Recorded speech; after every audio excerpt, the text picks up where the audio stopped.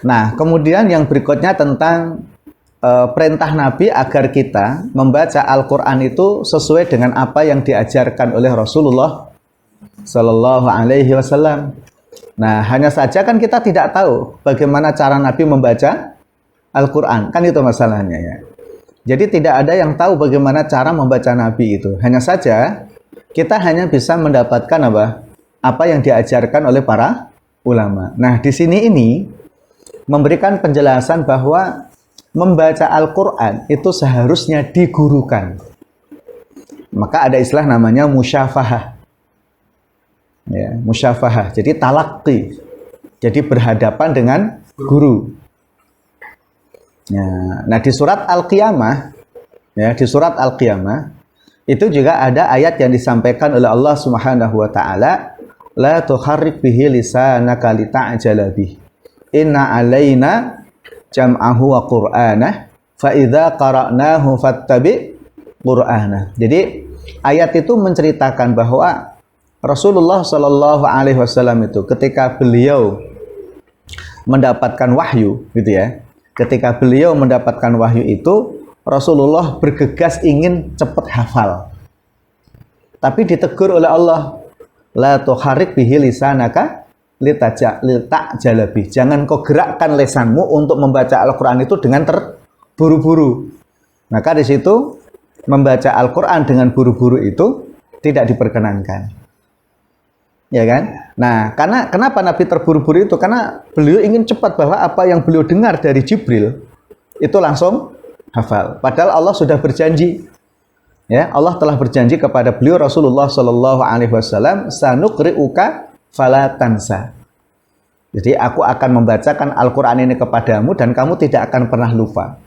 Jadi salah satu mukjizat yang Allah karuniakan kepada Rasulullah Shallallahu alaihi wasallam itu apa? Sekali beliau mendengar Al-Quran itu langsung hafal dan tidak akan pernah lupa sama sekali, kecuali apa yang dijadikan lupa oleh Allah Subhanahu wa ta'ala. Ya, maka di dalam Al-Quran surat Al-Kahfi kan ada ayat wa ma ansanihu illa syaitanu an adzkurah. Jadi aku tidak lupa kecuali karena syaitan. Jadi orang menghafal Quran lupa, maka tidak dianjurkan mengucapkan begini, oh aku lupa, tidak, tapi aku dijadikan lupa. Karena ada pengaruh apa di situ? Syaitan. Jadi yang menjadikan kita lupa terhadap hafalan itu apa? Syaitan.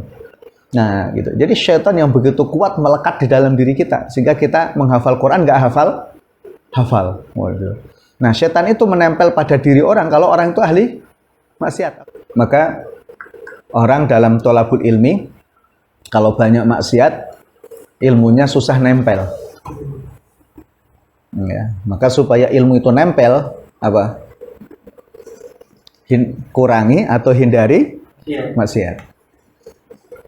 Nah, itu ya tentang itu. Nah, sehingga kemudian dari sini ini ya ya'murukum ya an yaqra'a kullu rajulin minkum kama ulima. Jadi Rasulullah memerintahkan kalian membaca Al-Qur'an sebagaimana diajarkan oleh Nabi. Nah, sehingga para ulama telah mengajarkan Al-Qur'an sesuai dengan apa yang kita pelajari selama ini. Nah, sehingga berarti orang tidak boleh belajar Al-Quran secara apa? Otodidak.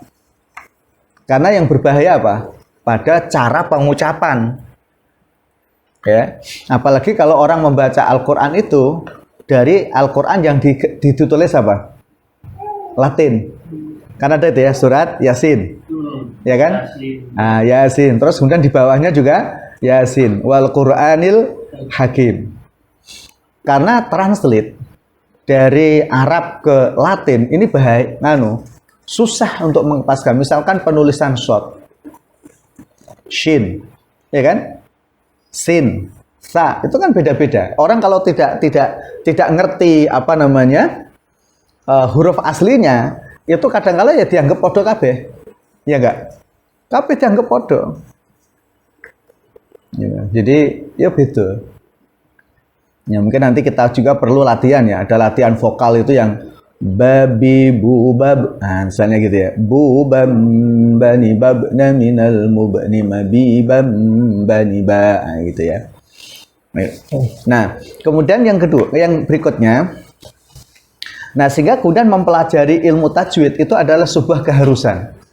Karena ilmu tajwid ini adalah satu fan ilmu yang telah disusun oleh para ulama, ya, mengenai tentang tata cara membaca Al-Qur'an. Ya, tata cara membaca Al-Qur'an. Ya. Nah, cara membaca Al-Qur'an ini sangat terkait dengan bahasa, Mas. Ya, misalnya begini. Kita membaca Al-Qur'an kan mengenal ada namanya apa? Saktah. Nah, ya kan? Apa saktah itu, Mas? Berhenti sejenak tanpa mengambil nafas. Ya, itu supaya orang jelas apa maksudnya gitu. Misalnya kalla bal rona ala qulubihim ma kanu yaksibun gitu. Ada berhenti sejenak di situ tanpa mengambil nafas. Karena kalau dalam ilmu tajwid, kalau ada lam mati ketemu ro harus diapain? Lam mati di lam harus diidghamkan lam ro. Iya kan? Nah, kan gitu. Jadi, nah tapi kalau dibaca idgham berarti apa? Kalabarrona. Jadi orang yang mendengar itu akhirnya salah paham.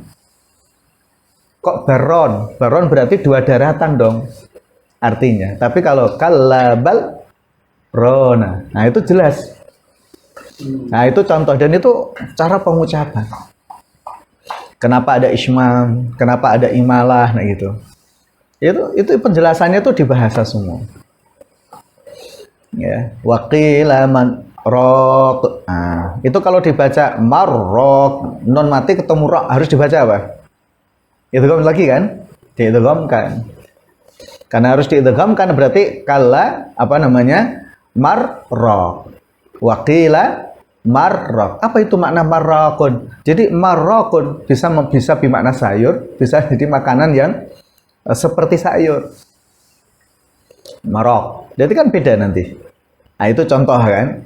Nah, maka pentingnya membaca Al-Qur'an disertai dengan guru yang ahli di dalamnya, ya, karena di situ ada aspek-aspek kebahasaan.